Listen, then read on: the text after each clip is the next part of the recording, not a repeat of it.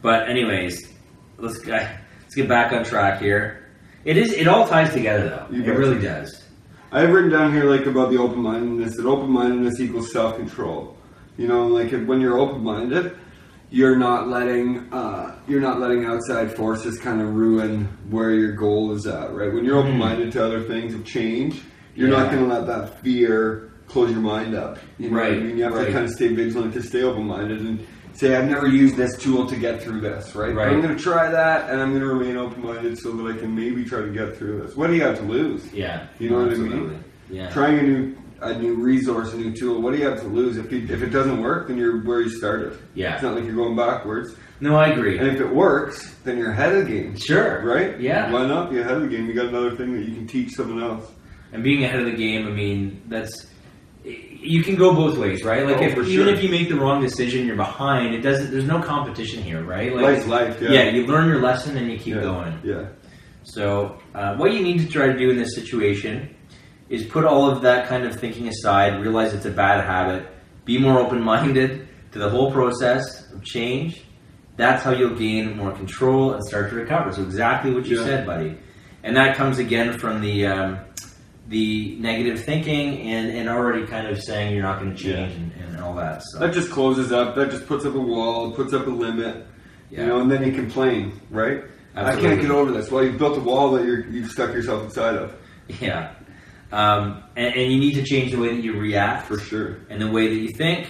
You can say things like, all right, here we go again. I mean, if you say things like, this is just how I am, of course you won't change. You're already putting yourself in a rut. You automatically limit yourself. It means you don't want to change, and you don't want to grow, and you don't want to try anything new. It's a very closed-minded outlook. Yeah.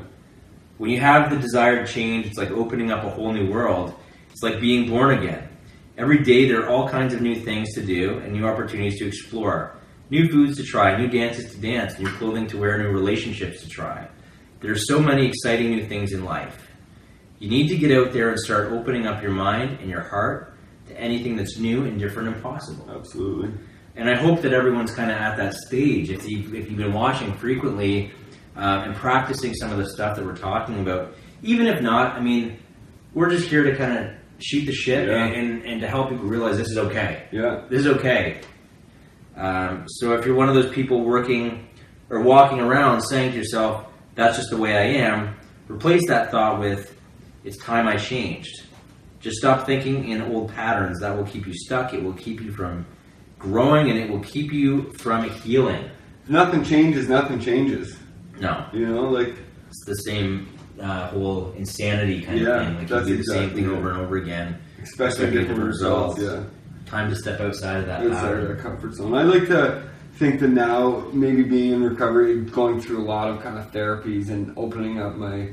like educating myself on this stuff, that I have kind of a 40,000 foot view of things, and like I like to have that bigger picture, kind of not so narrow minded, meta view. Just a meta view of life, right? Like long term, like not putting myself in the long term, but how are these actions gonna, affect my long term, like good and bad or indifferent, Right. Did you find that came with sobriety? Yeah. Me too. Sure. Because like right now, I can look ahead like years. Yeah. Whereas before I was just looking ahead next weekend. Yeah. So for example, like you and I are both going back to school for different things. And people might see that as a step back. I see that as a huge step forward. Because no one sees my final vision. Yeah. And I'm not going to tell anyone about my final vision completely. Yeah, I may tell you. But there's certain things I won't tell anyone. Yeah, there's certain things along the way that will kind of like projects and whatnot that will all equal one grand result. Yeah. And that's going to take years and years for me to accomplish. I know that. But when I was doing real estate and still making 6 figures a year, I looked like I was successful to the outside person. Yeah, for sure. But I'm still going to the bars, spending my paycheck on fucking alcohol and drugs and women and whatever hookers else. And blow, right? Well, when I was in a relationship, no. But afterwards, when you're going through those phases. Yeah. I mean...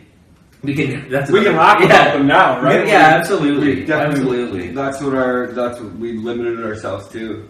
That was and who does, like, how many people are out there doing that right now? I mean, it's just and if that's where you are right now, we're not ragging on you. It's just like you don't have to live that way. You live however you want, and if that makes you happy. But for people like you and for me, it doesn't work for us. No. And I think I need something more. I know I need something. Oh, yeah.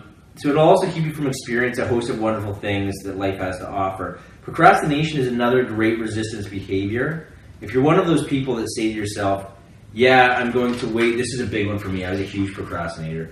Until, I'm going to wait until... I'm going to wait until whatever. You can use a million different things. Yeah. I'm going to wait until I don't have anxiety anymore. I'm going to wait until my wife, is, I don't know. I don't even know where to go with that. The only time that procrastination's really been great for me, and I do make light of this a little bit, but the greatest time that procrastination's been worked for me is when I was suicidal.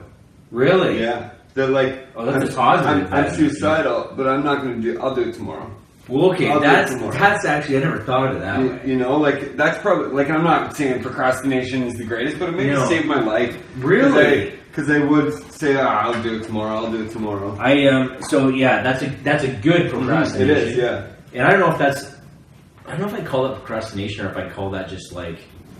Oh, it's definitely procrastination. Really? Yeah. There wasn't any intuitive... I wanted to do it, but I was like, I'll do it tomorrow. I don't have the energy to do it today. I thought it took a lot of energy, and every time that I've attempted suicide, it has taken a lot of energy. The whole build-up weeks before. I've heard that. And it does take a lot of energy, and I think, maybe procrastination saved my life and saved other people's lives in the process, Yeah, and that's the same thing, and that's something that people need to be aware of, actually. You make a good point, because when I lost my best friend and roommate to suicide, everyone thought he was getting better because he started doing laundry again, and he started picking up. That was him getting the energy and kind of making sure he didn't leave a mess. Yeah. And I realized that after the fact. I thought, Jesus, man, like he knew the whole time he was getting cleaned up. Yeah. He was getting ready, and that broke my heart. Yeah, for sure. So when people are really, really depressed, just be cautious of you want them to do better, but you still got to keep your eye on them for a while. Check on your strong friends, right? Yeah, exactly. Always check on your strong friends. Exactly. And that's how it was. So we've talked about that one before, about procrastination. But if you want a brand new future for yourself, you need to push yourself and try new things and start new relationships. Get out there and do the things you really want to do, the things that will be good for you. Feel the fear and do it anyway. That's what I got written down here too. Start challenging yourself. Do some anxiety-producing activities. Use your tools to help you. Once you test them and see that they will work, you'll actually be excited about growth and change. And I know that when I first took this program, I got really excited. Yeah. When I started looking at my anxiety as excitement again, like a little kid, right? I know that even now, sometimes I'll wake up in the middle of the night and I'm like, why am I anxious? Right. But then I started thinking, maybe I'm just excited for the day. Maybe I've got something that's I'm looking forward to. Yeah. So it depends on how you look at it.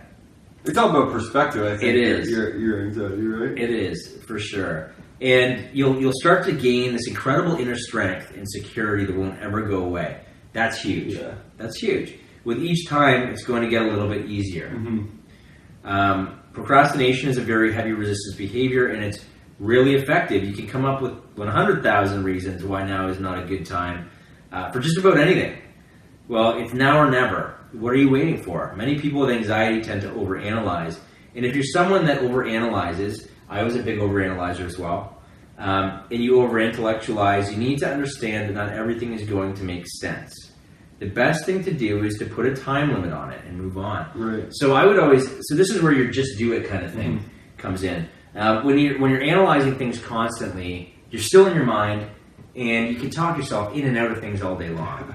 If you're someone that analyzes things, you can make yourself sick doing that. So you want to just even look at your watch and say, you know what? I'm going to think about this for 2 minutes, and then whatever I'm feeling at that 2-minute mark, whether it's good or bad, if I feel like, going out with these friends to the movies, then I'm going to do that. If I don't feel like it, I'm going to go with whatever way I feel, but I'm not going to analyze it any further. I'm going to make the decision. Right.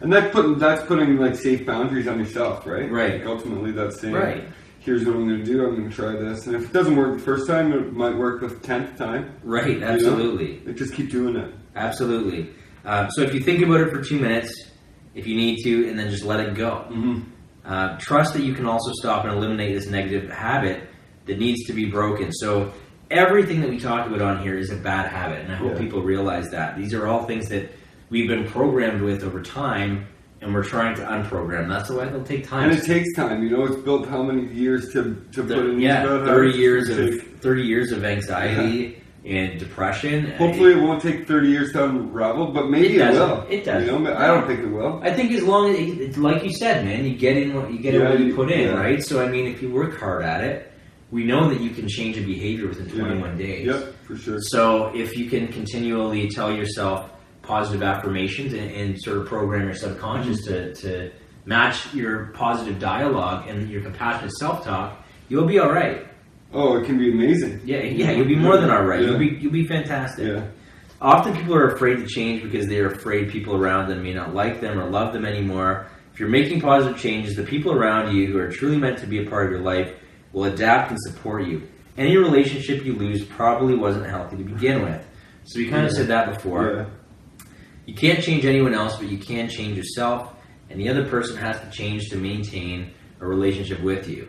I think when we have like positive attitudes and we have positive energy and positive vibes, we may lose a lot of people. I think when I got sober, I lost a lot of friends. Right. You know, I like how you put that in quotations. You know, were they really my friends? They were only around when I had drugs or booze or money, you know? When I didn't have that stuff, they were never around. So were they really my friends? And now I'm a big fan of, like, I'd rather have 4 quarters than 100 pennies. Right. You know, I'd rather have 4 people in my life that, like, solidly love me and I trust that they love me than 100 people who just say they do. Yeah, that's a good... I like that, 4 quarters or 100 pennies. Well, I like that. I just need that, right? Yeah. I need that kind of stuff in my life. Absolutely. I don't care if there's only 4 people in my life. That's a lot better than people that have no one. Absolutely. You know? And sometimes the people that have no one think they have those 100 pennies. Yeah. Right? Yeah. And they're not solid, there. No, right? they're not solid friends.